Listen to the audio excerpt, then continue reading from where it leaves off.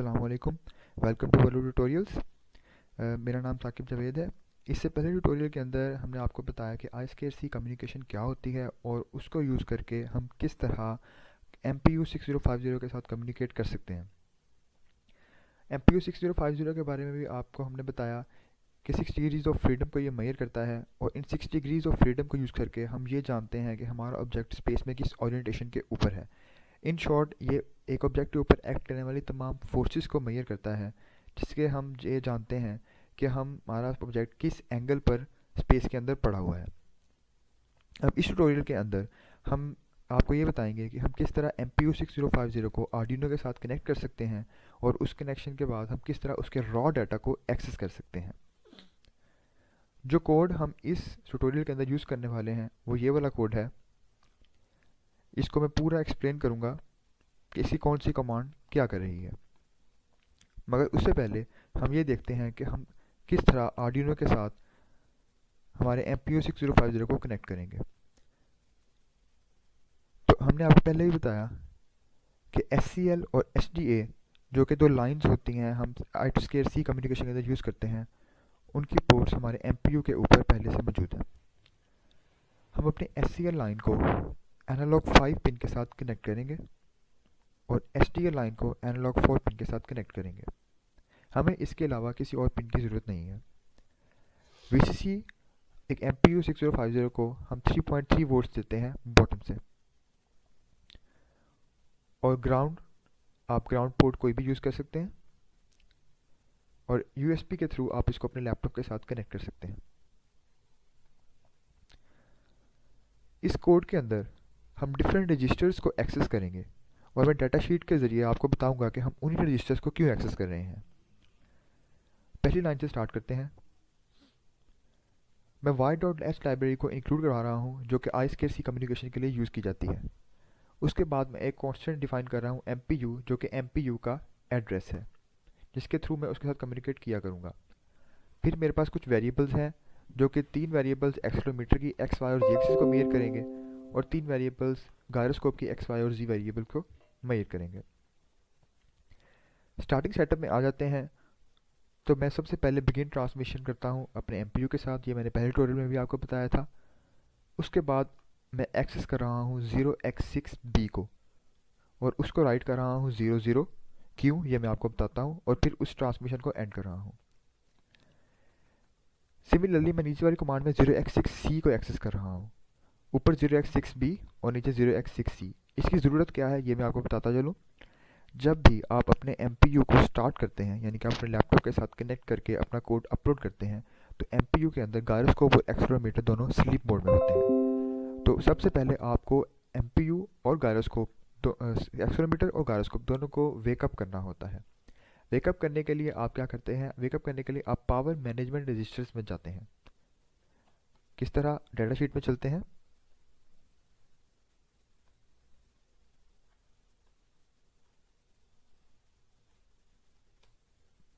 जी, ये देखिए power management register 1, उसका एड्रेस है 6B, जो कि हम अपने कोड के अंदर यूज़ कर रहे हैं। इस एड्रेस के ऊपर क्या है, हमारे पास एक रजिस्टर है जिसके अंदर हमारे पास स्लीप है, बिट 6, बिट 5 है, साइकिल, और टेम्परेचर सेंसर डिसेबलिंग बिट है। तो ये क्या कर रही है, by setting sleep to 1 the MPU 6050 can be put into low power sleep mode. अगर हम अपनी स्लीप बिट को 1 कर देंगे तो हमारा ये MPU स्लीप मोड में चला जाएगा। तो इसका मतलब है कि हमें अपनी इस बिट को 0 करना है।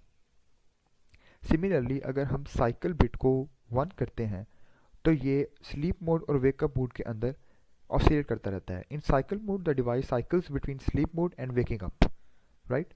तो इसका मतलब है कि हमें अपने इस रजिस्टर को 0 करना है ताकि हमारा MPU जाग जाए।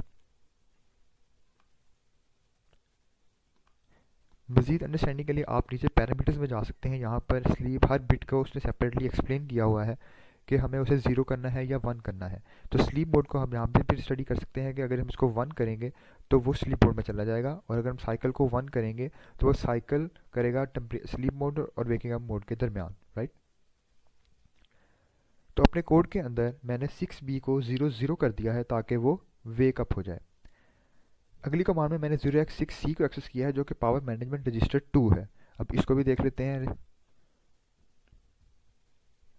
ये देखिए, ये है पावर मैनेजमेंट रजिस्टर 2 6C। इसके अंदर भी हमारे पास साइकिल बिट है, स्लीप बिट है।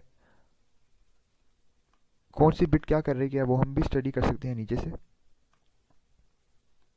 नहीं, उसने यहाँ पर मेंशन नहीं किया हुआ, मगर हम ऊपर से थ्योरी पढ़ लेते हैं। हम एक्सेलेरोमीटर को लो पावर मोड में भेज सकते हैं साइकिल बिट को 1 करने से और स्लीप बिट को 0 करने से और टेम्परेचर डिसेबल बिट को 1 करने से। इसकी बिट्स का फंक्शन भी बिल्कुल पावर मैनेजर रजिस्टर 1 की तरह ही है। अगर हम साइकिल बिट को 1 करेंगे तो ये स्लीप मोड और वेकअप मोड के दरमियान ऑसिलेट करना शुरू कर देगा, और सिमिलरली अगर हम स्लीप बिट को 1 करेंगे तो ये स्लीप मोड में चला जाएगा। तो इसका मतलब ये है कि हमें हमारे एक्सेलेरोमीटर को भी स्लीप मोड से जगाने के लिए 00 लोड इस 6C रजिस्टर के ऊपर करवाना पड़ेगा। तो इसलिए मैंने अपनी कोडिंग के अंदर 6C रजिस्टर के ऊपर भी 00 लोड किया हुआ है।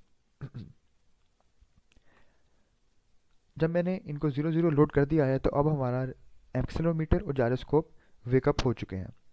अगली कमांड के अंदर मैं दोबारा y.begin ट्रांसमिशन करता हूँ और इस दफ़ा मैं 0x1B रजिस्टर को एक्सेस करता हूँ। ये रजिस्टर किस चीज़ का है? ये रजिस्टर कन्फिगरेशन है गायरोस्कोप की,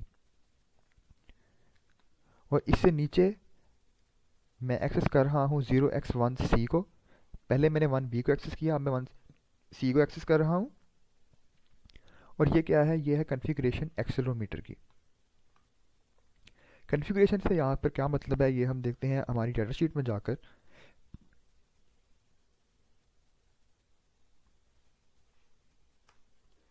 देखिए, ये हमारा कन्फिगरेशन गायरोस्कोप का रजिस्टर है 1B।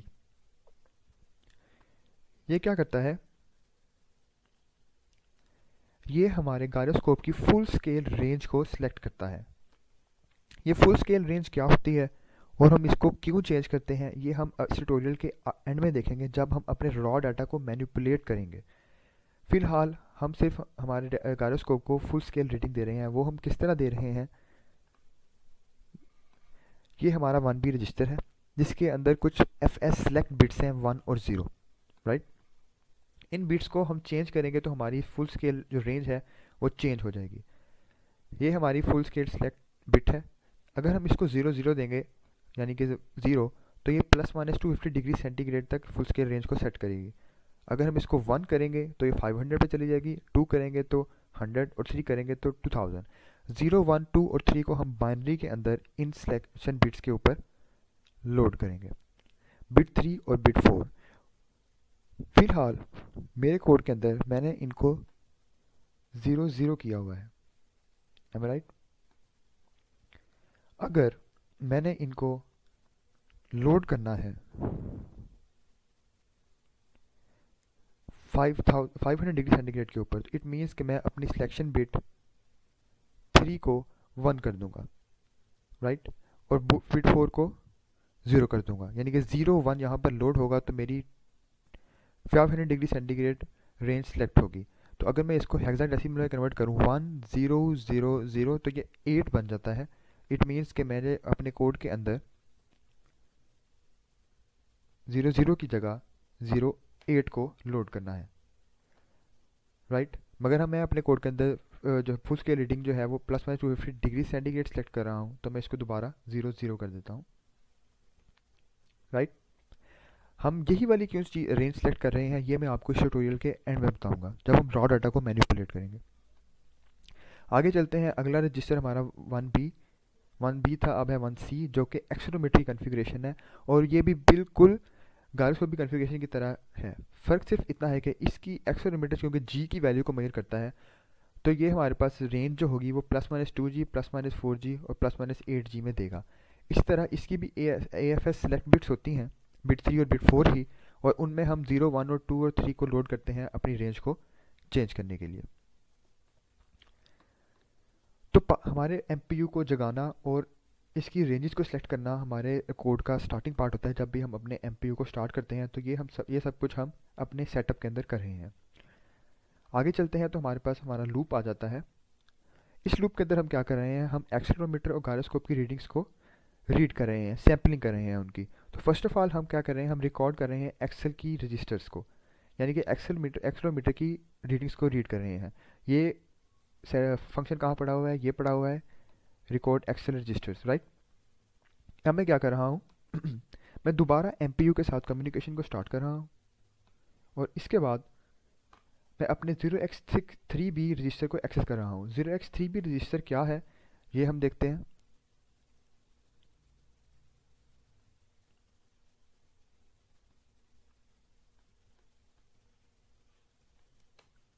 जी, ये रहा हमारा 0x3b रजिस्टर। अब 3b रजिस्टर के अंदर हमारे पास एक्सेलेरोमीटर की एक्स एक्सिस की आउटपुट पड़ी हुई है, और आप देख सकते हैं इसके नीचे भी कुछ रजिस्टर्स हैं। 3C के अंदर एक्स एक्सिस की हाफ पार्ट की रीडिंग्स पड़ी हुई हैं, यानी कि एक्स एक्सिस के क्रॉस जो भी रीडिंग होगी वो दो रजिस्टर्स के अंदर स्टोर होगी, राइट। सिमिलरली 3D और 3E के अंदर हमारे वाई एक्सिस की रीडिंग्स पड़ी हुई हैं, और 3F और 4T के अंदर जेड एक्सिस की रीडिंग्स पड़ी हुई हैं। यानी कि टोटल 6 रजिस्टर्स का यूज़ करके मैं एक्सेलेरोमीटर की तमाम रीडिंग्स को एक्सेस करूँगा। उनका स्टार्टिंग एड्रेस क्या होगा, 3B, यानी कि 3B से लेकर 40 तक जितने भी रजिस्टर्स हैं 6, उनके अंदर एक्सेलेरोमीटर के तीनों एक्सिस की रीडिंग्स पड़ी हुई हैं, और एक एक्सिस की रीडिंग्स दो रजिस्टर्स के अंदर पड़ी होंगी। कोडिंग के अंदर चलते हैं तो आप देख सकते हैं कि मैंने सिर्फ 0x3b को एक्सेस किया है, मगर मैं बाकी रजिस्टर्स को किस तरह एक्सेस कर रहा हूँ, वो मैं कर रहा हूँ y.request from MPU। ये 6 ये बता रहा है कि मैंने अपने 6 रजिस्टर्स को रीड करना है, कहाँ से, 0x3b के बाद। 0x3b से स्टार्ट करके अगले 6 रजिस्टर्स को मैं रिक्वेस्ट करूँगा कि मुझे डाटा दें। अगली तीनों कमांड एक्सेल वाई, एक्सेल जी और एक्सेल जेड वो क्या कर रही हैं, वो मेरे डाटा को रीड कर रही हैं। 8 की शिफ्ट मैं इसलिए दे रहा हूँ क्योंकि मैंने अगर एक्स एक्सिस की रीडिंग्स को रीड करना है तो वो पहले रजिस्टर को रीड करे और उसके बाद फिर अगले रजिस्टर को रीड करे, और रीड करके एक्सेल एक्स के अंदर स्टोर करवा दे, right. Similarly accel Y, accel Z के साथ प्रोसेस डाटा, एक्सेल डाटा, ये मैं आपको एंड में बताऊंगा कि हमने क्यों लिखे हुए हैं। ये क्या करते हैं, ये कि आपके रॉ डाटा को मैनिपुलेट करते हैं, ये हम ट्यूटोरियल के एंड में देखेंगे। ये हो जाने के बाद मेरे पास है रिकॉर्ड गायरो रजिस्टर्स, कि हम गायरोस्कोप के रजिस्टर्स को कैसे एक्सेस करेंगे। यहाँ पर आ जाएं। ये भी बिल्कुल रिकॉर्ड एक्शन रजिस्टर्स की तरह ही है, फ़र्क सिर्फ इतना है कि मैंने इसमें 0x43 रजिस्टर को एक्सेस किया है। ये रजिस्टर क्या करता है ये हम देखते हैं अपनी डाटा शीट्स के ज़रिए।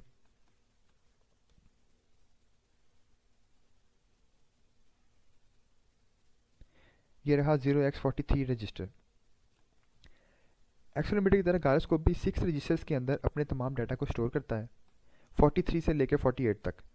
यानी कि हम 43 बेस एड्रेस को लेके अपने अगले 6 रजिस्टर्स का डाटा एक्सेस करेंगे, और दो रजिस्टर्स के अंदर एक एक्सेस का डाटा पड़ा होगा, यानी कि 43 और 44 के अंदर एक्स एक्सेस का डाटा पड़ा हुआ है हमारे पास।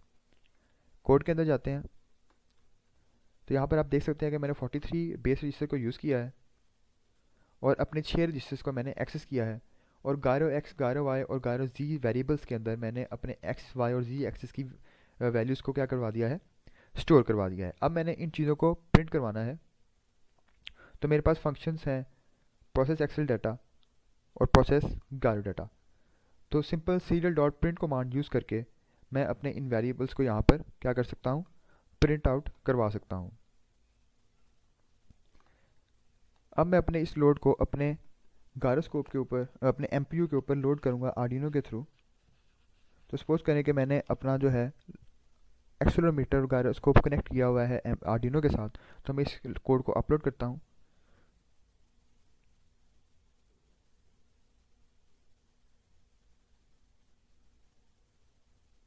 अपलोड हो रहा है, डन अपलोडिंग। जब ये अपलोड हो गया तो अपने सीरियल मॉनिटर में जाता हूँ और देखता हूँ कि मैं वैल्यूज़ क्या रीड कर रहा हूँ। तो यहाँ पर आप देख सकते हैं कि मैं डिफरेंट वैल्यूज़ को रीड कर रहा हूँ। मैं इसको जूम कर देता हूँ आपके लिए। ये देख सकते हैं आप, ये मेरी एक्सेलेरोमीटर की रीडिंग्स हैं एक्स, वाई और जी एक्सिस की, और ये मेरी गायरो की रीडिंग्स हैं एक्स, वाई और जी एक्सिस की, राइट। तो ये बिल्कुल रॉ डाटा है, इसलिए ये बहुत ज़्यादा बड़ी वैल्यूज़ आ रही हैं, और अगर मैं अपने एमपीयू को सपोज करें मैं हिलाता हूँ तो इन वैल्यूज़ में बहुत ज़्यादा चेंज आती है,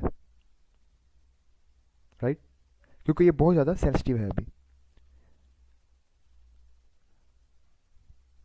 मैं अपने एमपीयू को मूव कर रहा हूँ इधर से उधर, तो इसकी वैल्यूज़ के अंदर आप सिग्निफिकेंट चेंज को ऑब्जर्व कर सकते हैं, राइट। अब हम इस रॉ डाटा को यूज़ करके मैनिपुलेट करेंगे कि हम प्रॉपर यूनिट्स के अंदर वैल्यूज़ को रीड कर सकें। तो मैं इसको बंद कर देता हूँ। तो प्रॉपर वैल्यूज़ को रीड करने के लिए जो मेरे पास कोड है, वो इसी कोड को मैंने थोड़ा सा एक्सटेंड किया हुआ है।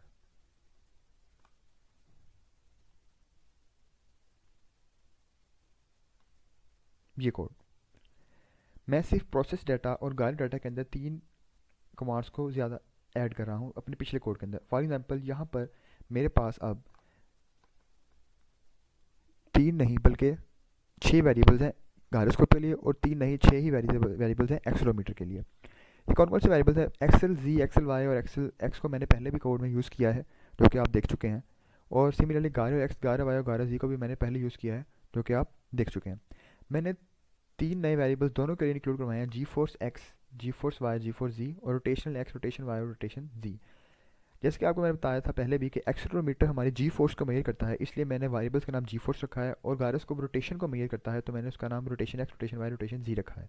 अब मैं इनको किस तरह मेजर करूँगा, इसके लिए मुझे 3 कमांड्स एक्स्ट्रा चाहिए होंगी। फॉर एग्जाम्पल गायरोस के डाटा के लिए मैंने रोटेशन एक्स को इक्वल किया है गायरो एक्स की मेजरमेंट डिवाइडेड बाय 131, और गायरो वाई की मेजरमेंट डिवाइडेड बाय 131। 131 कहाँ से आता है ये भी मैं आपको बताता हूँ। और सिमिलरली जी फोर्स के लिए, एक्सेलेरोमीटर के लिए, मैंने उसको 16384 से डिवाइड किया है हर रीडिंग्स को। क्यों किया है ये भी हम अभी देखते हैं। इसका ताल्लुक हमारे इन रजिस्टर्स के साथ है, जो कि गायरो और एक्सेलेरोमीटर की हमने स्टार्ट में कॉन्फ़िगरेशन की थी कि हम उसको किस रेंज के ऊपर सेलेक्ट कर रहे हैं। फ़र्क ये है कि हम जिस रेंज को सिलेक्ट करते हैं उस रेंज की सेंसिटिविटी क्या है। फॉर एग्जांपल ये मेरे पास गायरोस्कोप का डाटा है, गायरोस्कोप का रजिस्टर है, और ये टेबल मुझे लीस्ट सिग्निफिकेंट बिट की सेंसिटिविटी बता रहा है। फॉर एग्जांपल मैंने अपनी रेंज के अंदर 0 सेलेक्ट किया था कि मेरी +-250 डिग्री सेंटीग्रेड रेंज हो, तो उसकी सेंसिटिविटी 131 है। दैट्स वाई मैं इसको 131 से अपने कोड के अंदर डिवाइड कर रहा हूँ। इसकी रीज़न क्या है और ये रेंज क्या डिफाइन करती है ये मैं आपको बताता हूँ। जिस तरह मैं अपनी रेंज को इंक्रीज़ करता हूँ मेरी सेंसिटिविटी कम होती जाती है। सेंसिटिविटी का मतलब क्या है कि मेरी ख़ास रेंज, उसके अंदर मैं कितनी एक्यूरेसी के साथ अपने डाटा को सैंपल। तो इसका मतलब ये हुआ कि मेरी फुल स्केल रेंज अगर कम है तो उसकी एक्यूरेसी उतनी ही ज़्यादा है, राइट। और अगर मेरी फुल स्केल रेंज बहुत ज़्यादा है इट मीन्स कि उसकी एक्यूरेसी उतनी ही कम है। Similar is the case with the accelerometer. यहाँ पर अगर मैं +-2G रेंज रखता हूँ तो मेरी सेंसिटिविटी ज़्यादा होगी, यानी कि मेरी एक्यूरेसी ज़्यादा होगी, और बहुत ही एक्यूरेट जीज के अंदर मेरे पास वैल्यूज़ आएंगी। और अगर मेरी रेंज ज़्यादा होगी तो मेरी सेंसिटिविटी कम होगी और मेरे पास कम एक्यूरेट वैल्यूज़ आएंगी। अब मैंने अपने कोड के अंदर सेंसिटिविटी के साथ इन चीज़ों को डिवाइड किया है, राइट। ऐसा क्यों? सॉरी, ये वाला कोड नहीं, ये वाला कोड जी। सेंसिटिविटी के साथ डिवाइड किया है क्यों? ताकि मैं प्रॉपर यूनिट्स के अंदर वैल्यूज़ को ला सकूं, राइट। डाटा शीट में जाते हैं तो यू कैन सी कि यहाँ पर मेरे पास ये वैल्यूज़ जो पड़ी होगी उसके साथ मैं उसको डिवाइड करके प्रॉपर जीज के अंदर कन्वर्ट करूँगा। पेपर पे हम इन वैल्यूज़ को सॉल्व करते हैं तो हमारे पास क्या रिजल्ट्स आते हैं हम ये देखते हैं, और मैं आपको थोड़ा सा ये भी बताता हूँ कि हम किस तरह फुल स्केल रेंज को सिलेक्ट भी कर रहे हैं। तो अब मैं आपको बताऊंगा कि हमने जो फुल स्केल रेंज यहाँ पर सिलेक्ट की थी गायरोस्कोप और एक्सेलेरोमीटर के लिए, उसका एक्चुअली में मतलब होता क्या है। ठीक है, फॉर एग्जांपल हमारे पास हमारा गायरोस्कोप है, तो उसके लिए मैंने क्या किया था, मैंने उसके लिए रेंज सेलेक्ट की थी ±250 डिग्रीज पर सेकेंड, राइट। और ये सेलेक्ट की थी मैंने 0 0 के लिए, राइट। अगर मैं इसको 0 1 कर देता हूँ तो ये हो जाएगी 500। तो इसका एक्चुअली में मतलब क्या होता है, जब हम गायरोस्कोप के बारे में स्टडी करते हैं तो हमें पता है कि वो क्या चीज़ मेजर करता है। वो मेजर करता है कि आप किस रेवोल्यूशन पर उसको रोटेट कर रहे हैं, किस स्पीड से, राइट। यानी कि उसकी कितनी एक्सेलरेशन वहाँ पर प्रोड्यूस हो रही है, एंगुलर एक्सेलरेशन। अब अगर मैं अपनी इस एक्सेलरेशन को या इस डिग्री को कन्वर्ट करता हूँ आरपीएम के अंदर, रेवोल्यूशन पर मिनट के अंदर, तो क्या होता है। फॉर एग्जाम्पल मैं करता हूँ 250 डिवाइड बाई 360 मल्टीप्लाई बाई 60, तो इट गिव्स यू 41.6 आरपीएम, यानी कि 41.6 रेवोल्यूशन पर मिनट। अब इसका मतलब ये है कि अगर आपके पास आपका ऑब्जेक्ट जो है वो 41.6 रेवोल्यूशन पर मिनट की कम स्पीड से रोटेट कर रहा है, तो आप इस रेंज के अंदर रहते हुए उसको डिटेक्ट कर सकते हैं। अगर आपका ऑब्जेक्ट 41.6 आरपीएम से ज़्यादा की स्पीड से रोटेट करेगा, तो आप उसको इस रेंज के अंदर डिटेक्ट नहीं कर सकते। उसके लिए आपको फिर दूसरी रेंज की तरफ जाना होगा, यानी कि 500 के लिए। अगर 500 के लिए हम इस चीज़ को कैलकुलेट करें तो इसका आंसर होगा 41.6 का डबल हो जाएगा,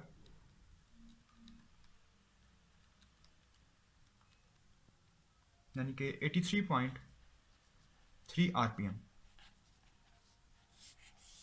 तो इसका मतलब ये हुआ कि आपकी फुल स्केल रेंज ये सिलेक्ट करती है कि आप मिनिमम और मैक्सिमम वैल्यू कौन सी मेजर कर सकते हैं अपनी उस रेंज में रहते हुए।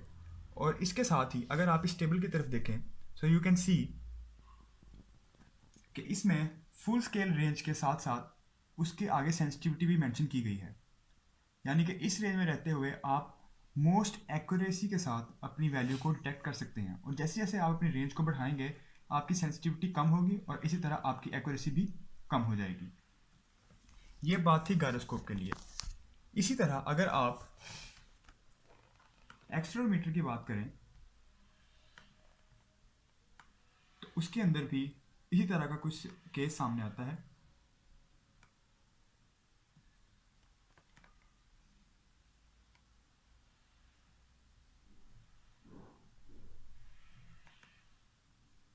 ये देखें, इसके अंदर अगर मैं अपनी रेंज ±2G सेलेक्ट करता हूँ तो उसके सामने मेरे पास उसकी सेंसिटिविटी है 16384 लीस्ट सिग्निफिकेंट बिट पर जी। यानी कि इस रेंज में रहते हुए मैं ±2G तक वैल्यू को कैलकुलेट कर सकता हूँ। तो इसका मतलब ये हो गया फुल स्केल रेंज ये डिसाइड करती है कि मिनिमम और मैक्सिमम वैल्यू कौन सी सिलेक्ट कर सकता हूँ।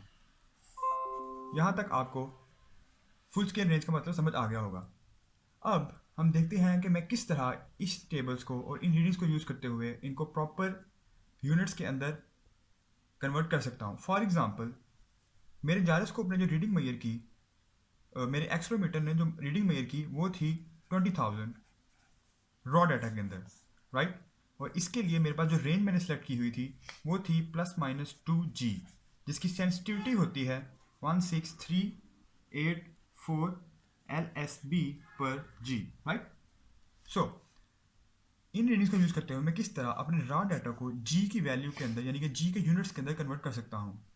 अगर मैंने अपनी रेंज ±2G सेलेक्ट की है तो मैं उसकी सेंसिटिविटी के साथ इसको डिवाइड कर दूंगा, यानी कि 20,000 डिवाइड बाई 16384 गिव्स मी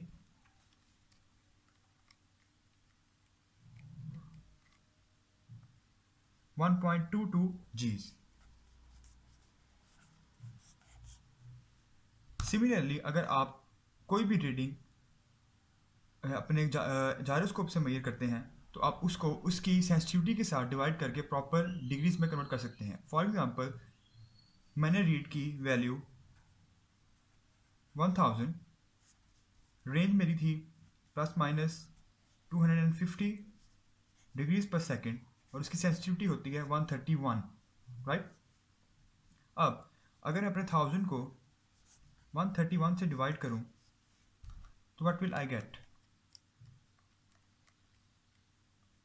तो it gives me 7.633 degrees, right. So इस तरह मैं अपनी कोई भी रीडिंग को प्रॉपर यूनिट्स के अंदर कन्वर्ट कर सकता हूँ, और मुझे उम्मीद है कि अब आपको समझ आ चुकी होगी। नाउ आपको पता है कि हमने किस तरह अपनी फुल रेंज को सिलेक्ट किया है और किस तरह मैं अपनी सेंसिटिविटी को डिवाइड करके प्रॉपर यूनिट्स के अंदर अपनी रीडिंग्स को ला रहा हूँ। अब सपोज़ मैंने अपना गायरोस्कोप और एक्सेलेरोमीटर कार्डिनो के साथ कनेक्ट किया हुआ है, तो मैं अब इसकी रीडिंग्स को रीड करूँगा, अपने कोड को अपलोड करता हूँ।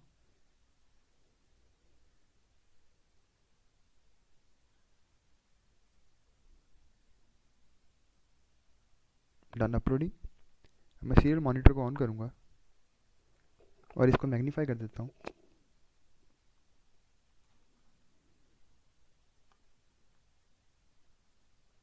सी, तो यहाँ पर आप देख सकते हैं कि मेरी एक्सेलेरोमीटर की रीडिंग्स जीज के अंदर आ रही हैं और मेरे गायरोस्कोप की रीडिंग्स डिग्रीज़ के अंदर आ रही हैं। अगर मैं अपने गायरोस्कोप को मूव करता हूँ तो आप देख सकते हैं कि मेरी वैल्यूज़ चेंज होंगी, राइट। अगर मैं अपने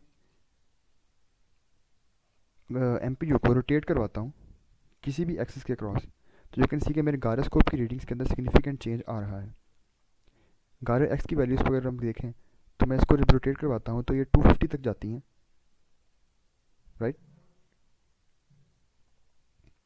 सिमिलरली अगर हम एक्सेलोमीटर की वैल्यूज़ को देखें तो अगर मैं इसको मूव करता हूँ या शेक करता हूँ तो इसके एक्स वाई और जी एक्स के क्रॉस वैल्यूज़ को मैं काफ़ी सिग्निफिकेंट चेंज आ रहा है, जो 0.5 से 1.7 1.8 तक जंप कर रही हैं, राइट, और 1.2 तक। अब इन वैल्यूज़ का मतलब क्या है? ये हमारे एक्स एक्सिस वाई एक्सिस और जी एक्सिस के क्रॉस जी की वैल्यू और मैं किस रोटेशन के ऊपर अपने एमपीयू को मूव करवा रहा हूँ, ये हमें उन चीज़ वो बता रही हैं कि वो किस एंगल पर मूव हो रहा है। अब जब हम बात करते हैं अपने प्रोजेक्ट्स के हवाले से कि how we can use these readings to control our projects, like हम कॉप्टर को कंट्रोल करना चाह रहे हैं, ठीक है, तो हमने इसको बैलेंस करना है, तो हम इन रीडिंग्स के ज़रिए उसको किस तरह बैलेंस कर सकते हैं।